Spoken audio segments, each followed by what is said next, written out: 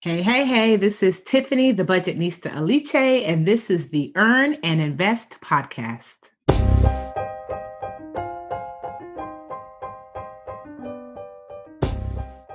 I knew almost nothing about money. You see, I had grown up in a family with financially savvy parents. And although I watched them own property and run businesses and invest and save, we never really had a lot of conversations about it. As I went to medical school and became a doctor, I always told myself that I was too busy to deal with such things. So I hired someone to manage the money for me. And I knew almost nothing. In my mid-40s, as I was getting tired of medicine, a book came in the mail, The White Coat Investor by Jim Daly. And after reading that book, sitting down for a few hours, all of a sudden, it clicked. And I'd realized that my mindset had been such that I always thought it was too difficult or too complicated for me to understand. But it wasn't. You see, I was financially broken. And only after spending enough time digesting that book and then studying a little on my own did I become whole. So I'm wondering if it's the same for you. Are you financially broken? And if so, how are you going to learn how to be whole once again? And speaking of financial wholeness, where can you go to have more of these impactful conversations about your money and your life?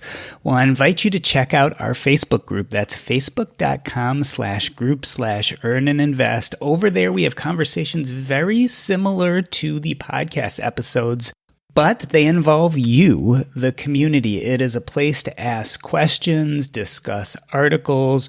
We cover the gamut, everything from personal finance to the economy, and occasionally we even talk about politics. Come join our community, be part of the Earn and Invest Facebook group, and tell us what's on your mind. That is at facebook.com/group/earn-and-invest. Again, that's facebook.com/group/earn-and-invest. Come join our community. Tiffany Aliche, also known as the Budgetnista, is an award-winning teacher of financial education and an Amazon best-selling author. Her latest book, Get Good with Money, 10 Simple Steps to Becoming Financially Whole, dropped at the end of March. Tiffany, such a pleasure to have you on Earn and Invest. Thank you for having me, Dr. G. I'm excited. I am so excited to have you here. I'm going to do something cruel here. I want to start with your story of your fall. So let's go back to your 20s. You had gotten a job as a teacher, saved up $40,000. You had bought a new condo and had a credit score in the 800s.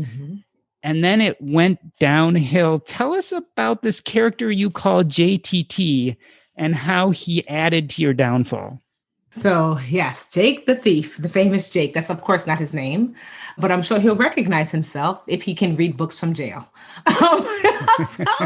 So what happened was I was financially perfect. Like you, Dr. G, I grew up in a household where my parents talked about money, or they were good with their money. But for me, they talked about it.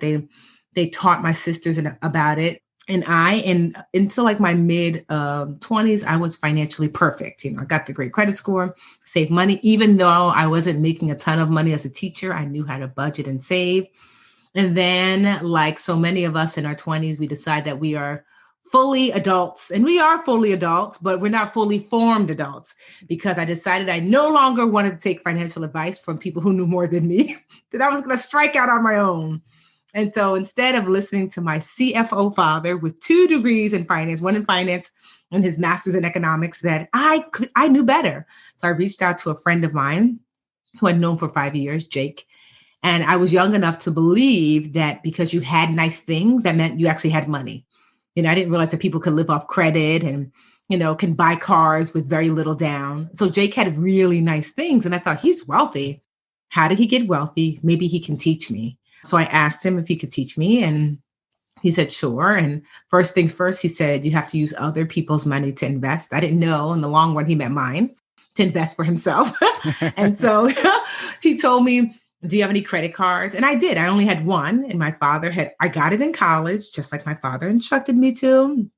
I paid it off every month in full, just like my father had instructed me to. But Jake was like, no, not only should you use that credit card, but you should open up 2 others and pull money off. I didn't even know you could do that. It's called a cash advance, and it's the worst thing you can do. But I didn't know. And so I was like, really? He said, yes, pull money off those credit cards, and we're going to take that money and we're going to invest it. What he meant was, I'm going to take that money and I'm going to run with it. So I literally took $20,000 in cash off this credit card.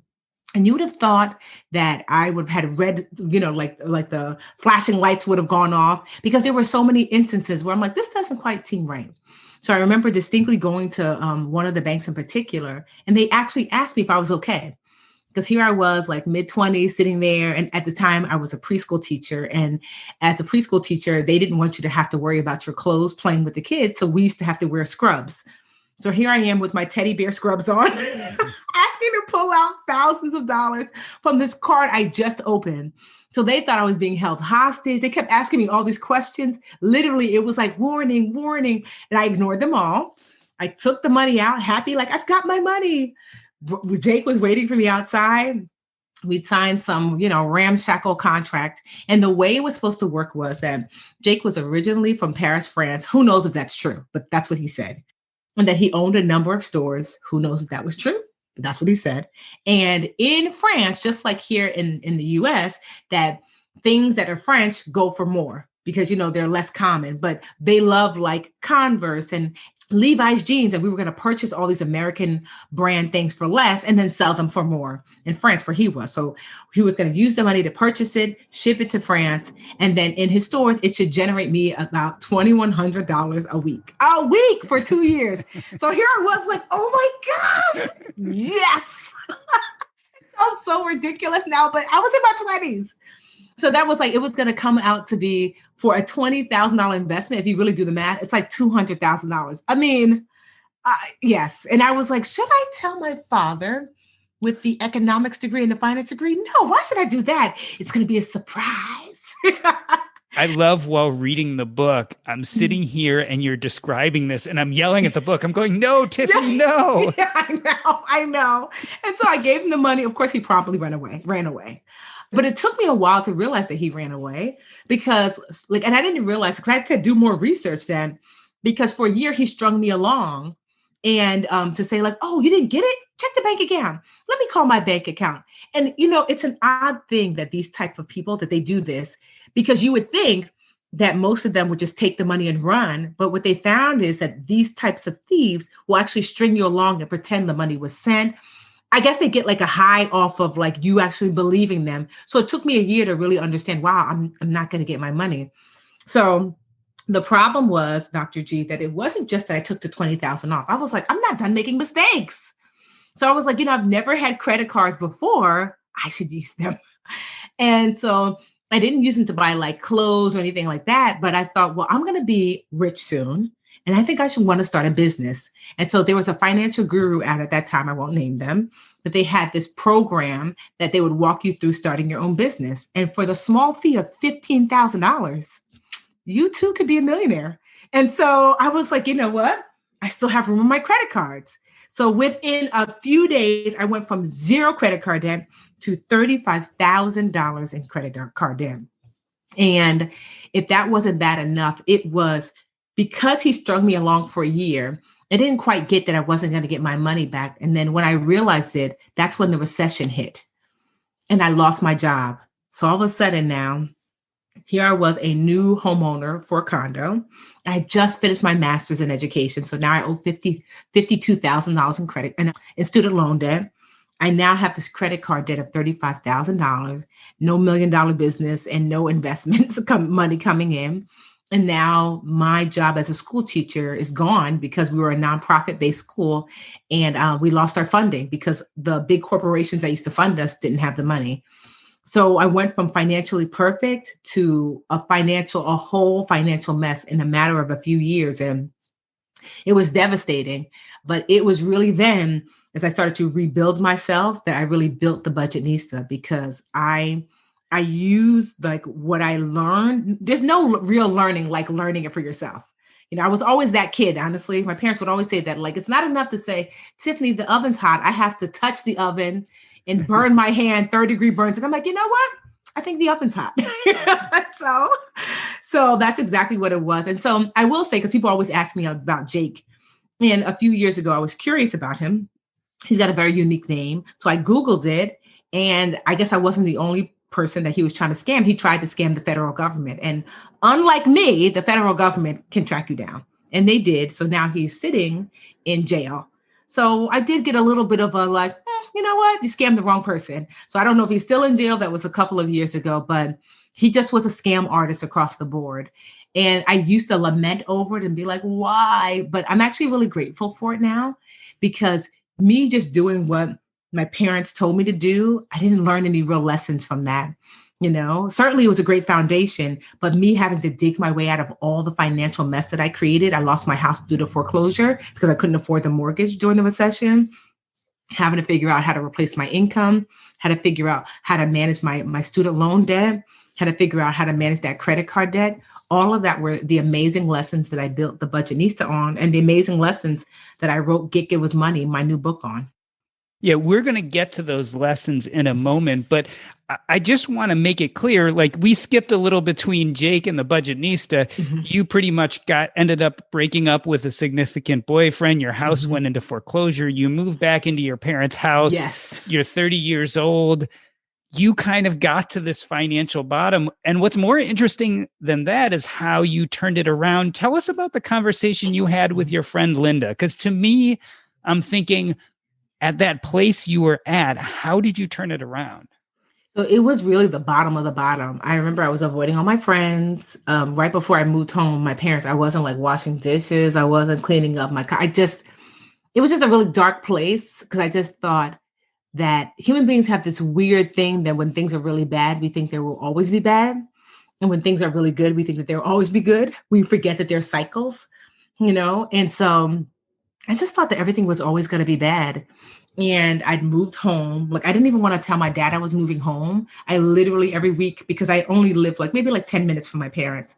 So every week I would bring something. I told my mom I would bring something home, and he'd be like, "Oh, you're leaving your lamp here?" I'm like, "Yeah, I'm leaving my lamp." Bit by bit, you just kept leaving things. And then finally he was like, "Wait, are you home?" I was like, "Just for a little bit." A little bit turned into a year. I was 29 going on 30. And I just remember thinking wow, I hit rock bottom, that you're going to be 30 years old in your middle school bed, still having to deal with the same, because my parents are pretty strict. They're like, the rules are the same, whether you're 19, 13, or 29. I still have to be home at midnight. Can you imagine 29 years old? No. My dad did not want to hear that. He's like, "I don't care. There's nothing in those streets past midnight." So it was really bad. And then I had been avoiding my best friend, Linda, for some months, almost a year. And so finally she got me on the phone and she asked me what was wrong. And I was gonna, lie and tell her everything was fine. I was just busy, but I just couldn't keep up the pretense any longer. And I just started boo-hooing on the phone. And I told her, I lost my job. I lost my condo. I moved back home. I told her about credit card debt. I told her everything. And her reaction really shocked me. And she just started laughing like, "Is that it?" And I thought, what more do you need? She was just like, "You've been hiding like you killed somebody, you're hiding from the law." And she was like, "Tiffany, I don't know if you realize that most of our friends lost our jobs. We've all had credit card debt since college. You were the only one who didn't have credit card debt. So welcome to the party. And you being in financial ruin, that's the rest of us as well." And I was so focused on self, I didn't really look around and realize the world was falling down financially. It was the Great Recession, just like now what we're going through with pandemic and quarantine, that there are a great number of people that are struggling financially. Even if we weren't going through recession, there's still a great number of people struggling. And it was the first time that I kind of looked up and realized, you know what, you're not alone in this. And she really gave me what I needed to get rid of the shame. Because shame, unfortunately, is a liar. It's a very powerful emotion. Shame doesn't say, "Tiffany, you made a mistake." Shame said, "Tiffany, you are a mistake." Shame thrives in shadow. It thrives in silence. And so when I kept everything to myself, shame got stronger and stronger and stronger. And me telling Linda all of my shame, because the only antidote to shame is voice. Me telling Linda all my shame gave me voice and push shame to the side. And then I realized, wow, there are solutions. like because shame also shields you from solutions. And then I realized I have a really good foundation. You know how to budget. You know how to save. You know how to dig your way out of debt. You know how to live frugally temporarily. You learn these things.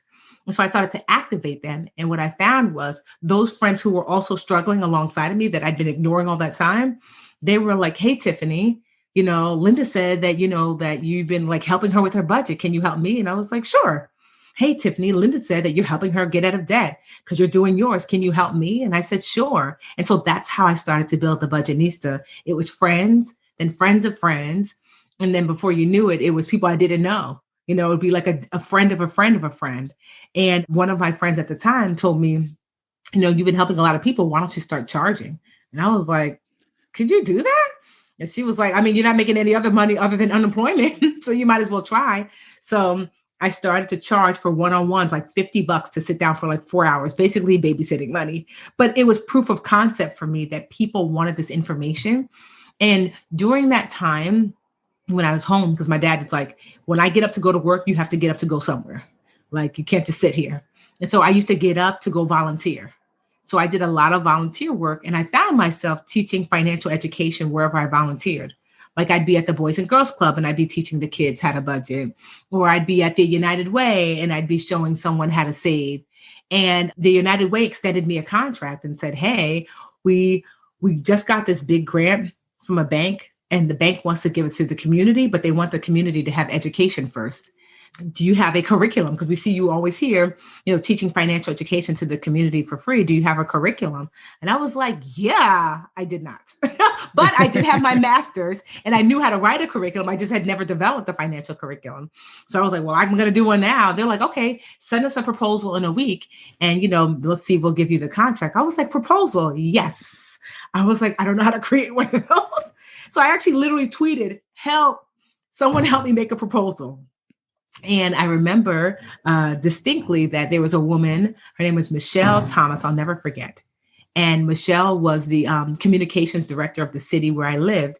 But when I used to volunteer, I used to tweet and use social media to round up other volunteers to come with me. So she said, I love what you're doing in my city. I see all the volunteer work you've done. So I'm going to give something to you. Send me what you have and I'll put it in proposal form. And I was like, great. So I sent her like all my curriculum and all this stuff, and she put it in proposal form. I submitted it to the United Way and they said yes. And I remember I couldn't believe they agreed to pay me $500 per class, which I was like, what? Going from like unemployment where I was making maybe $1,500 a month. Now I taught class once a week. So now it's $500 a week coming in. And I was able to move out of my parents' house and I was able to rent a room. A girlfriend of mine had found this really cute brownstone downtown in the city of Newark where I lived. And she's like, basically it was empty. It was almost like in like a teacher's village where like a lot of students and teachers lived. That's why it was so inexpensive. And she's like, look, the brownstone has 4 rooms and I found like 2 other teachers to stay here with me. If you want the other room, it's $500 a month. It includes all utilities. So I went from having my own condo to renting a room with a bunch of other like teachers and women. But honestly, it was awesome because my expenses were super low, obviously, and it allowed me to build. And the United Way was within walking distance because who had gas money? And so I started the Budgetnista with that contract with the United Way, and it went from $500 a week to $1,000 a week because I started to do 2 classes to $1,500 a week because I started to do 3 classes a week. And I did that for like 2 or 3 years until I started teaching like at colleges because word would get out. I started teaching at colleges and speaking at different organizations, and the Budgetnista really started to grow. So let's talk about that curriculum, because from those beginning days to the publishing of the book, Get Good with Money, 10 Simple Steps to Becoming Financially Whole, you've really created a curriculum for the beginner to start this process. Let's talk about financial wholeness. Can anyone become financially whole, and what exactly does that mean? Yes, financial wholeness is literally for everyone, because the reason why I came up with financial wholeness is because I noticed that folks were going toward, and which is nothing wrong with financial freedom, right? They were like, okay, I want to attain financial freedom, in my 20s, in my 30s. And although some people will attain financial freedom early, but most people won't attain financial freedom at least until retirement if they achieve it at all. But what I love about financial wholeness is that anyone, no matter what stage they're in life, no matter how much they make, what they do for a living, can achieve financial wholeness. And financial wholeness is a 10-step plan for finding peace, safety, and harmony with your money. No matter how big or small your goals, no matter how rocky the market, no matter what you do for a living, no matter how much you make. It is when the 10 components, these 10 core components of your financial life come together to create the most solid financial foundation that you can build any financial house on. And we're going to talk about those 10 components in a minute, but I just wanted to note something you said fairly stunned me. You said in your book, you felt more financially whole when you were that early 20s teacher before everything went bad, compared to when you were running the Budgetnista and making thousands and thousands a month, yet felt more disconnected from your money. So financial wholeness is not necessarily about your having a certain net worth or making a certain amount of money. Agreed. Yes. Because before I messed everything up, when I was in my early 20s, like I had a budget, I had a savings plan, I had insurance. I checked off all the boxes because, like I said, I was just listening to what my parents told me, but I wasn't scared because I knew I had this strong financial foundation until I just threw it all away. But when the Budgetnista started to do well, I didn't realize it, but I understand now. I was shell shocked, and I was struggling from post-traumatic brokenness syndrome, if you will, that I was terrified and afraid. So because I'd messed up with that one investing opportunity, I just was saving. I refused to invest, even though I knew logically, Tiffany, your money is not growing in your savings account. I'm like, I don't care. It was the equivalent of me putting money under my mattress because I was so terrified. So I was nowhere near financial wholeness. I wasn't properly insured. I didn't have any health insurance. These are components of financial wholeness. And that fear was because I didn't have a strong foundation like I did in my early 20s. So it's possible for you to have a ton of money and not be financially whole. And it's possible for you to have way less money and be financially whole. That's what I love about financial wholeness. It's accessible to everyone and inclusive no matter where you are in life. Let's talk about those 10 steps or 10 lessons. They are budget building, save like a squirrel, dig out of debt, score high credit, learn to earn, invest like an insider, get good with insurance, increase your net worth, pick your money team, and leave a legacy. I'm just interested, which chapter and which lesson were hardest for you to write? And what do you think is hardest for your readers? So the chapter that was hardest for me to write probably was the investing chapter, because I struggle with how far to take it. Like, we're not going to talk options, and I didn't want to leave out people who wanted to go to the next level. It was really hard for me to figure out a core plan that can fit a more savvy investor, but also someone who is a super beginner. And so I decided to split. That's the only chapter that's split into two, right? So the first half of investing like an insider focuses on retirement. And the second half of investing like an insider focuses on investing for wealth. And once I really conceptualized it, I was going to split the chapters. It became much easier because people don't think that retirement is investing. It is, everyone thinks about investing like, one day I'll be living on an island somewhere. Well, if you want to live on an island somewhere, that's investing for wealth. That investing for retirement is so that you can maintain your current lifestyle. That is the purpose of investing for retirement. The purpose of investing for wealth is to increase your current lifestyle now and to leave a legacy for like your heirs. When you're saving for investing for retirement, that's for you for later. Investing for wealth is for now and for other people as well. And so once I started to break through to that, then it made that chapter like a joy to go through. And I think people are gonna, especially those who are just starting on their investment journey, I think it's really going to help them to really understand what kind of investor they are and what kind of path they need to choose and how to set it and almost semi-forget it. The reason why I asked what was the most difficult for you to write, because I wonder if it also mirrors your experience with your readers, that the investing portion actually is what people get stuck on more than some of the other lessons. Yes, because investing has always been held up to be the complicated, messy thing. Like the fact, Dr. G, that you went to medical school and you said to yourself, as smart as you are, you know what? Medical school, 8 years, Easy peasy. Money. Oh, no, no, no. That's crazy. I tell people that all the time. Like I'll know like a mom, like who has like 4 kids and they're like, "Ooh, money so hard." I'm like, really? You have 4 kids. There's nothing harder than raising children. If you can manage to raise 4 human beings, believe me, money is easy. What I find with people, Dr. G, and money is that it's not a capability issue, it's a confidence issue. And for sure, the thing that people have the least amount of confidence in is definitely investing. Yeah, I definitely found that in my own path. I'm going to jump around here a little throughout the lessons. Mm-hmm. Let's talk about this idea of what's more important, saving or earning in your overall trajectory. So I wouldn't say one is more important than the other, but I think that so many people focus on saving and then forget earning. That, there are like 2 schools of thoughts. There are people who are like earn, but they don't understand that you can actually outspend your earning. But I find that to be almost the minority. Most people, when they start in their investment journey, over focus on the saving and getting rid of debt. And they don't realize that if you earn a little bit more, you can make that part of your journey a little bit lighter and a little bit easier. So I really try to help people strike a balance between learning to earn and then being responsible and saving some of that earnings for both goals and for investing.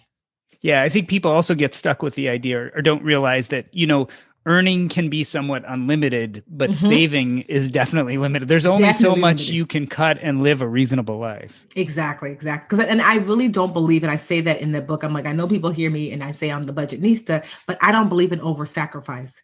If it takes you $10 to save for this thing, why are you saving 20? Use the other 10 to enjoy and just save the $10 to save for this thing. Because I think that over sacrificing is why a lot of people don't want to budget, don't want to do the financial fundamentals because they see it as lack, and I'm like, no, that achieving financial wholeness and working on your financial fundamentals is really where you can find your abundance in money. Yeah. And part of that abundance and realizing financial wholeness, I guess, is also realizing that you're supposed to enjoy your money, right? That's part of it. Otherwise, what's the sense of making it and saving it? Yeah. Mm-hmm. Here's another one I come up against quite often. And it seems like we have a few different goals, right? One is, for instance, investing for retirement. Another is paying off the debt. Can you do them both at the same time? Or should you take kind of one step at a time? First, pay off your debt, then start investing. No, I say do both. I know a lot of people, and it hurts my heart when I hear folks have listened to someone that says, do not set aside for retirement until you're debt free. But what if you're not debt free until 65? What if you're not debt free until 50? You cannot get back the money lost from compounded interest by not retiring as early or not setting aside for retirement as early as possible. So compounding interest is earning money on your money. So you have $1 and you're earning 10%. So now that dollar is now $1.10.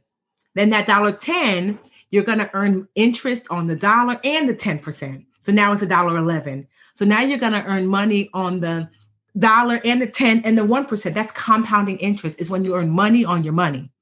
And so I don't think people understand that the magic of compounding interest is time. And so if you can never get back time. It's not like you can go back into when you're 12 and be like, okay, let's start this thing all over again. So what I encourage people to do is I encourage people to think of what I call their old person self. So that's like your 80-year-old self. So my 80-year-old self, I name her Wanda, because there was a study that was done that finds that people did not set aside for retirement because they felt disassociated from their elder self. So I said, well, why don't we lean into it? Let's make your elder self a separate person that you care about deeply, almost like your own grandmother, So like Wanda is like, I think of her as like Grandma Tiffany, right? And I think to myself, as I make choices now, let's just say if I'm looking at paying off debt, do I prioritize getting rid of all my debt? But if I do that over investing in retirement, what is Wanda going to eat? Where's Wanda going to sleep? Like if your grandmother actually lived with you and you had to make a choice, like I've got debt, but but I also have to take care of my grandmother that's living with me. You would do both. And that's what I encourage people to do. So definitely focus on paying down your high interest debt first, or your lowest balance first, because I like people to have early success by using the snowball method. But at the same time, not investing for wealth, that's different, but not forgetting to invest for retirement as well, because eventually, hopefully, we'll all get to be Wanda's age, and you want to be prepared for that.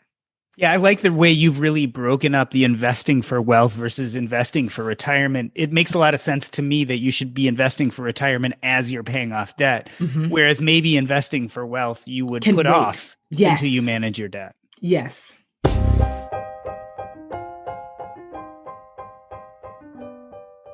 In the first half of the show, Tiffany and I discuss her personal history and delve into her book, Get Good with Money. After the break, we discuss credit. But first, do you ever wish you invested early in some of the best performing IPOs of 2019 and 2020? Our Crowd investors were, and now you can join them in what's next. With Our Crowd, accredited investors have access to invest directly, easily, and most importantly, early. Our Crowd investors have benefited from Our Crowd companies IPOing like Beyond Meat or being bought by companies like Intel, Nike, Microsoft, and Oracle. Professional VC research identifies promising companies and funds across a range of sectors, stages, and global locations. Our Crowd is investing in medical technology, breakthroughs in ag tech and food production, solutions in the multi-billion-dollar robotic industry, and so much more. You can learn more and get in early at ourcrowd.com/EAI. If you're interested in investing, you need to join Our Crowd. The Our Crowd account is free. Just go to ourcrowd.com/EAI. Let's talk about credit. I think getting good with your credit is a chapter I learned a lot from, because I think most of us just don't understand credit and how it works. How important is having good credit and knowing how to affect it? Well, here's the thing. In the United States of America, honestly, your credit's actually more powerful than the money that you have in your bank. Because with credit, you can leverage so much more. So people don't realize, like, think about a lever, like a door is an example of a lever. This little tiny doorknob can swing this huge door. And that's what credit is. It's like you can have a little bit of money to have access to a whole lot of money. It's the reason why you can put down 3.5% for a whole house, for 100% of house. So with credit, obviously you want to have money in the bank, but you want to maintain a decent credit score. And something I want people to understand about credit is, one, I tell people focus on your FICO. There are other credit scores like the Vantage score, but FICO, for the most part right now, is the score that most creditors are going to be looking at. And if you honestly have a good FICO score, you probably have good scores across the board. So that's one. FICO ranges from 300 to 850. I know a lot of people that really make a big deal about trying to get into the 800 club. I don't care about the 800 club, because the beginning of perfect credit starts at 740. So as long as you get over 740, so I tell people, try to stay in the 760, 770 range. Once you get there, the same interest that's afforded to those 800 people, you're going to get it too. You're all getting A's, and A starts at 740. So with credit, once you understand that basic component that, like, okay, if I get myself a 740 or better, if I can maintain that, if I can maintain a decent credit score or aim for a decent credit score by keeping my debt low in comparison to what I could owe. So meaning that if you have a credit card, whatever your balance is compared to your limit, people don't realize that. Like, they think like, oh, I've got $100 credit card. As long as I stay under $100, I'm fine. Know that your utilization rate, the highest utilization rate, meaning how much balance you have on that limit, should really not go above 30%. Anything above that, you're really bringing down your score. If you want to see your score raise, you want to keep your utilization under like 5%. And so when someone says, I pay my bills on time, I'm never late, my credit score is not moving, it's almost always their utilization. I'm like, you're using more than 30% on the debt that's been allotted to you. If you get that utilization low, you'll see your credit score jump. But this is why I like credit so much, because of all the other, like the steps for financial wholeness, you have to have at least a little bit of discipline. But with credit, it's literally tips and tricks. Like you can become my father did this for me. I was an authorized user on his card. And so I was able to inherit his good credit card behavior. I don't need to be disciplined. I just needed to know somebody who had good credit card behavior. You can raise your credit score by paying off a little bill every single month in full on your credit card. So I have a credit card specifically that I keep to the side, and I put my Netflix bill on that card, and then I pay it off every month in full. Because credit bureaus love when you pay off a debt in full, the amount doesn't matter. $5,000, $500,000, $5 looks the same if you pay it off every month in full. And so credit is a lot of tips and tricks and not as much discipline. So I like credit a lot because people tend to stress over credit the most and not realizing it's actually the easiest of the financial wholeness steps to effect.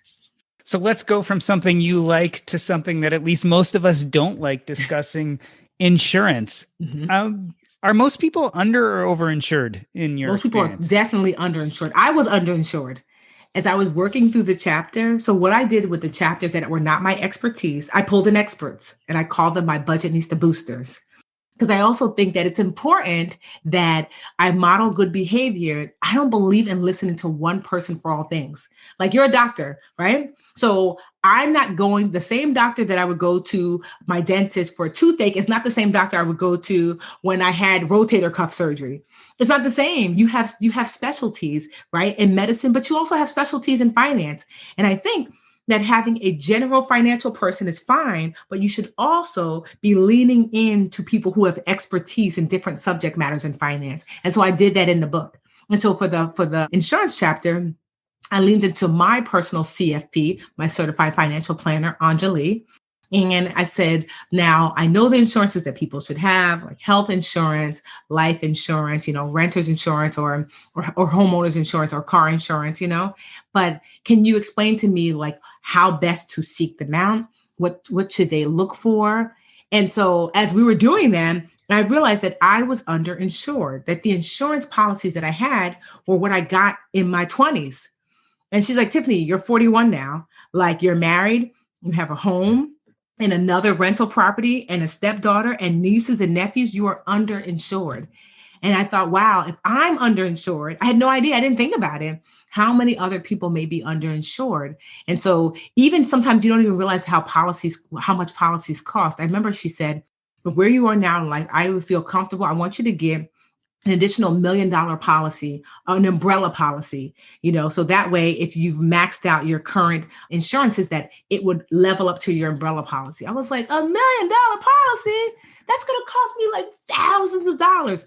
It was $400 a year. I was like, oh, so that's why this kind of conversation is important to have because you might be like, oh, I'm so good at finance, but like, you might realize like, wait, am I properly insured?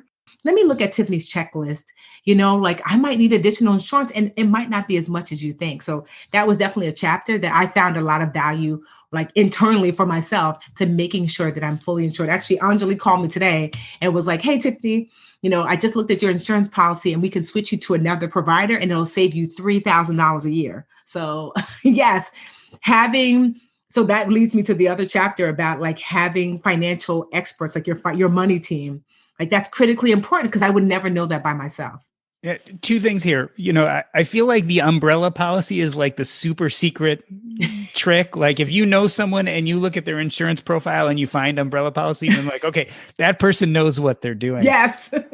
You talked about, Anjali, the experts that helped you write this book, but it definitely begs another question about the place our money pros play in our life. Mm-hmm. I started my pathway in personal finance in the Financial Independence Retire Early community. And there is a huge concentration on DIY, doing it yourself. Can you do some of this yourself? I mean, you mentioned you have a certified financial planner, you have an insurance person. I'm sure you have an attorney, an accountant. Can you do some of this stuff yourself? Is it worthwhile? Yes, absolutely. You could do almost all of it yourself, really. It just depends on if you are willing to do the work and set aside time for it. There's almost nothing that you can't do yourself. I will say probably the only space where you're going to need an insurance agent, even if you don't have a certified financial planner, because if you're going to buy insurance, you're going to need like a broker and agent to buy insurance through, so even it might be just a digital online platform, but the only place where it really is not DIY or I wouldn't suggest it is estate planning. That's the only place where I'd be like, no, investing, yes. Retirement, you could do that yourself. Like I said, even insurance with the help of like a policy genius and things like that, you can get yourself together. Although those little tricks that you might not realize, the umbrella policy, that's the kind of advice that you get sometimes when you have a little bit more of a personal touch. But in estate planning, I would not use, unless you're 20, I would not use one of those like DIY, like, I remember like Suze Orman was like, I got it. It was like for free. She was like on Oprah and I was like 21 and it was like, hey, sign up to get your free will or whatever. Meanwhile, I was 21 with no assets, but I signed up for that. And that's okay when you're like super young and you really don't have anything. But really, if you have children, at the very least, you need a will. At the very, very, very, very, very least, because underage children, I'll say that, not if your child is 30, that's different. But if you have children under the age of really like 18, then you want to have a will because you want that, God forbid, something happened to you, that what you want for your children actually happens. And that's not something that you want to do willy-nilly. You want to make sure that it's done properly, that it's done legally within your state's parameters. And so that's the only place where I would say do not DIY it. Definitely seek help. Before I learned about personal finances, the thing that scared me most is investing. After I've learned quite a bit about personal finance, the thing that scares me most is estate planning. Yes. The big question that always comes up, which people hope for a simple answer is do I need a will or trust? Is there an easy answer to that question? There is. So you definitely need a will if you have children. That's how you know, right? But if you don't, well, and I will say this, if you have assets, then I say that if your assets are in the six figures, I would say you're wanting to have a will, because without a will, you don't want family and friends to have to struggle and tussle over who gets what and where and how. And with a trust, so Toni Moore, who is my attorney, she's the Budgetnista booster for that chapter. So her kind of rule of thumb for trusts are, if you have a net worth of $100,000 plus, you can start to consider a trust. If you have a net worth of $500,000, you have assets of $500,000 plus, you should definitely have a trust. So 100,000, maybe. Oh, you're at 5? Definitely. Because the way a trust works is that a trust is like a person. So when you pass away, and unless, you're a vampire, it's all going to happen to everyone, then your money, when money changes hands from person to another person, when you pass away, there's probate. And that's basically when they get to go through all your business. And then there are huge, hefty fees and taxes to be paid, right? Because this person is gone and this person is receiving.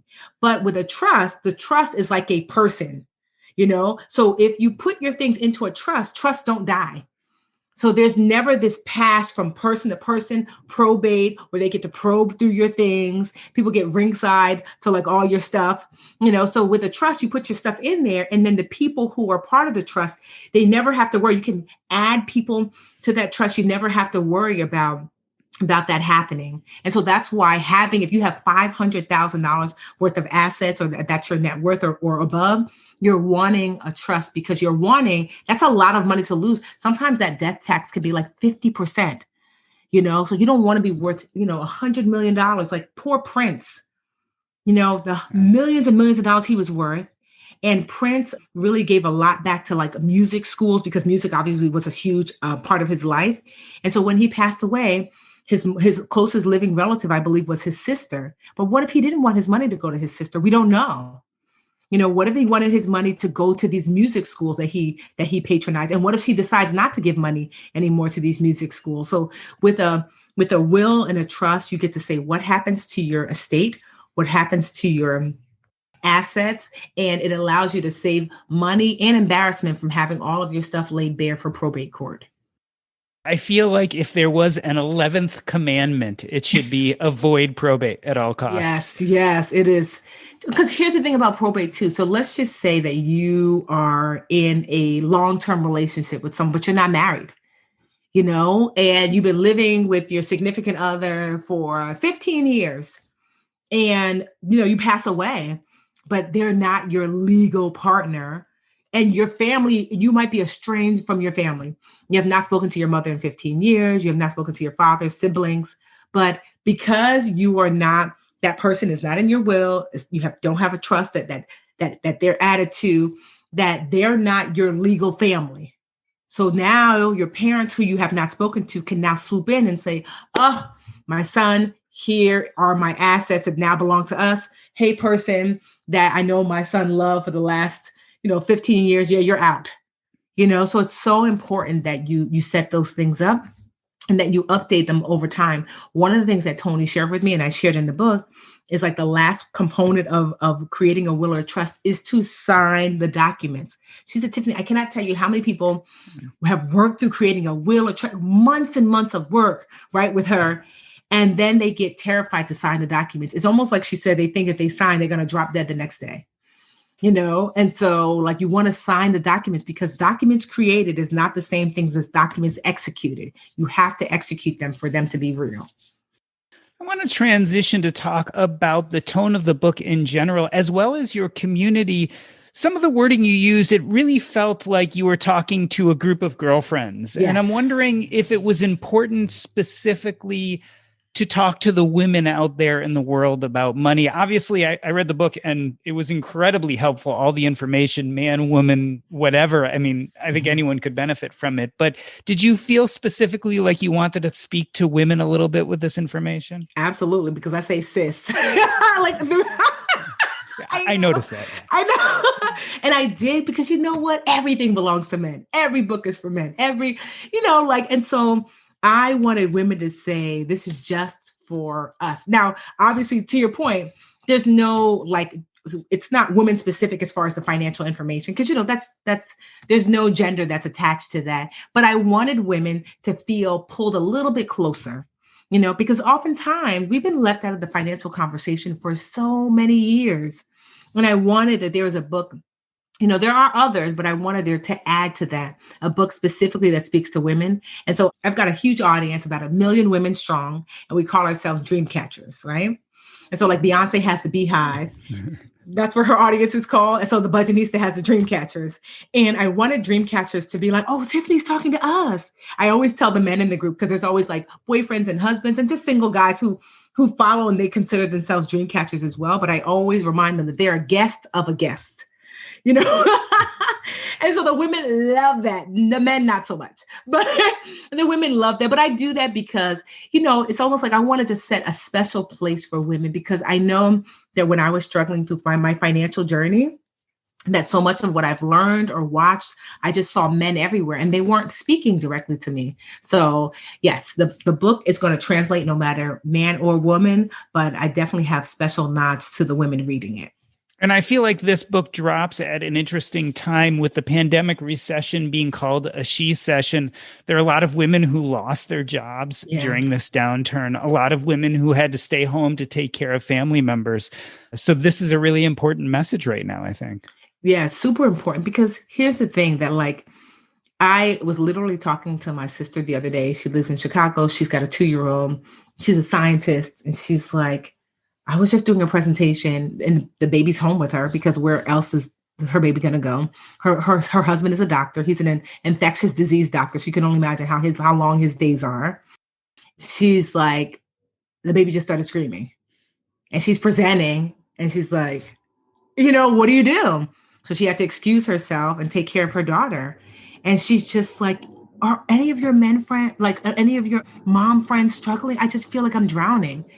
And I asked all of my mom friends, and every single one of them, whether they have a little one, an older one, in between, 2 kids, 3 kids, 1 kid, every single woman was like, tell your sister, I don't even know what I'm doing most days. I'm afraid my kid is going to be behind.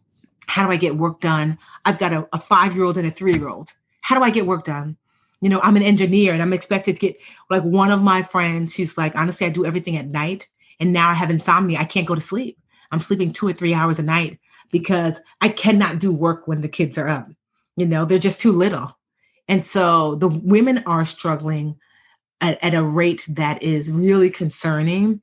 So many women, if they're even able, are leaving the job force because they're the workforce, because they're just like, how can I do both? And some women don't have the luxury of leaving the workforce. Like, I have to bring income into the household in order to take care of my family.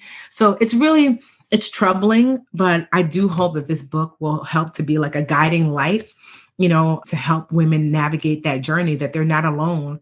Something else that I really am proud of is that when I talk about my dream catchers, it's kind of tongue in cheek, but inside the book, but also in general, I invite people to join our Facebook group. It's called Dream Catchers Live Richer with the Budgetnista. And there are almost 500,000 women and some men in that group, but it's a place to go when you're like, I don't know what to do. And there are financial experts and educators in that group, but also just a ton of peers. So as you share your financial hardships, you will find encouragement, you will find empathy, you will find instruction, direction, and you'll just find like an amazing group to be a part of. And so it's a great tool alongside the book. The book is Get Good with Money, 10 Simple Steps to Becoming Financially Whole. The timing couldn't be better. Tiffany, tell everyone where they can find you if they want to learn more and how they can connect with you. So you can get the book at the title, getgoodwithmoney.com. And you can find me, The Budgetnista, literally everywhere on Facebook, Instagram, Twitter, YouTube. I'm on TikTok, although I don't TikTok because my 14-year-old stepdaughter refuses to teach me. I'm thebudgetnista.com. But yes, I hope to see you on the Get Good with Money journey. I cannot wait to help you become financially whole. This has been the Earn and Invest podcast. On behalf of myself, Doc G, I'd like to thank Tiffany Aliche, the Budgetnista. That's a wrap.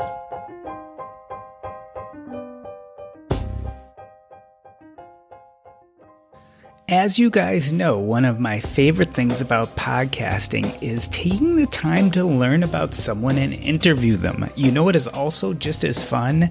Actually being a guest on someone else's podcast. Recently, I was on Ordinary Sherpa with Heidi Dusek. She describes her podcast this way. She says, after exploring the world and embracing adventure often in my teens and 20s, I realized the shift to motherhood and a professional career was threatening the amount of adventure that showed up in my life. Ordinary Sherpa is a great podcast, and I had such a fun conversation with her. I decided to share a little with you here today. This is a clip of me and Heidi on Ordinary Sherpa. Take a listen. I hope you enjoy. How do you introduce yourself now? Do you still introduce yourself as a doctor, or do you try to lead with the communicator aspect of your life? I think it's really fun when people ask you what you do to say I'm a podcaster or I'm a blogger. Not because I truly make a huge living out of doing those things, but it's just fun to see people's faces light up. The truth of the matter is, in our COVID world, I don't meet a lot of new people. But the other truth, I guess, is that nowadays, I meet people who are much more in line with my identity and purpose. So I found that when I was part of the physician world, I didn't really make lots of friends because I don't know if I really felt like I fit. Once I discovered personal finance and podcasting and blogging, I started going to these meetings and get-togethers, and I didn't have to explain who I was because they kind of already knew by fact that I was at this get together. So I would say, I do this podcast and I write this blog. And I didn't really have to explain away the physician part the way you think I would have. I guess it's kind of what happens when your purpose, identity, and connections all start aligning. Mm-hmm. That need to explain yourself kind of disappears. It sounds like your understanding and definition of connection has gotten much deeper since you've removed this identity of doctor per se. Would that be a correct assumption that connection means something different now than it had previously? It definitely does. I mean, I was trying to find purpose and identify myself in a world that didn't fit. And so I didn't naturally make those connections. Why didn't I hang out with my colleagues? Why wasn't I going to the physician's lounge? Even now, I can count my number of doctor friends on one hand, and yet I spent, decades doing this for a living. I think connection naturally flows from identifying what is your purpose in life and embracing your own identity. And when you do that, you find yourself in situations in which it's naturally part of the process where you connect with other people. I've made more friends in the last 2 or 3 years since I left medicine than I did throughout medical school and residency, which is a very social time where you're meeting lots of people. Yeah. Talk about your kids for just a second. I think sometimes we as parents want to have the best life for our children. I'm curious, when you made this shift, how that relationship not only shifted, but what do you dream for your children now? I think as a child, you sometimes want to please your parents. I'm curious how that connection shifted as you've been on this journey now for a couple of years. Is that connection any different, or is that identity of what you envision your children doing or being when they grow up any different?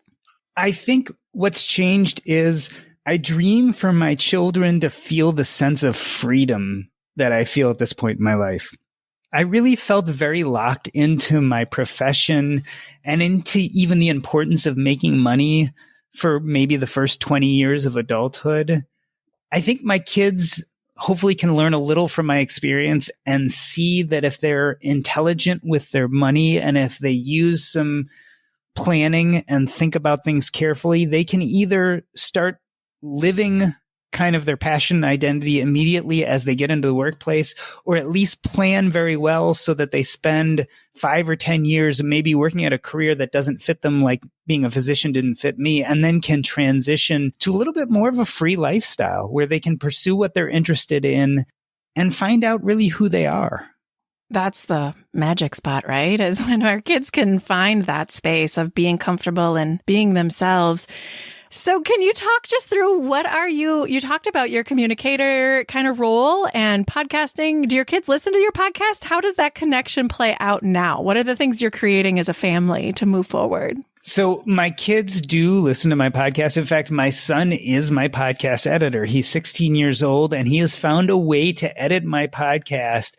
My episodes are, 50 minutes to an hour, and he can somehow edit them in like 45 minutes. He plays it on triple speed. It's the most amazing thing. And one of the really fun parts about that is that he has heard hundreds and hundreds of hours now of talk about personal finance and financial independence and what makes you happy, about things like building businesses, about real estate.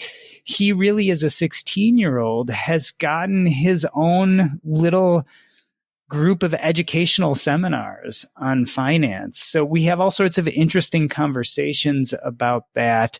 And I think my family is into this idea of seeing me happy and engaged and doing something that I feel is very worthwhile and important.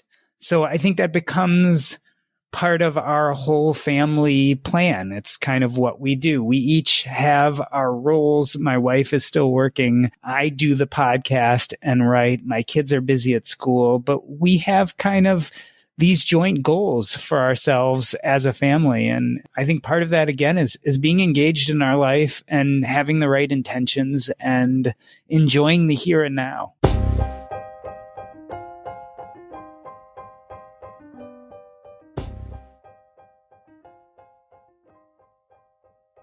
Awesome. Yay, thank you. That was a great interview. Thank you. That was a lot of fun. Your story is really fun and interesting and good. And I wanted to make sure that I tied the story to all the great content that you presented throughout the book. This is by far one of the best interviews I've had. Because sometimes, they're either, the same old questions like, so tell us some credit tips. But no, it's such a great way to weave it. Or we talk about all the stuff and at the end, they're like, oh, the book. I'm like, the interview we're supposed to be in, So no, this was great. Thank you. You are a great interviewer. Thank you. It was a lot of fun. And I enjoyed the book. I read it cover to cover. And thank you. It was definitely a good read. And I wish you a lot of awesome luck. I don't think you need me wishing you luck, but keep up the great work. It's awesome.